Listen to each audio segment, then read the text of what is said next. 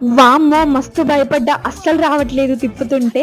But ఇంట్లో చేసుకునే విధంగా వాటర్ మెలన్ ఐస్ క్రీమ్ ఎలా చేసుకోవాలో చూసేయండి. ఇంకా ఈ వీడియో చూస్తూ సబ్స్క్రైబ్ చేసుకునే వాళ్ళు వెళ్ళి సబ్స్క్రైబ్ చేసుకోండి మన ఛానల్‌ని.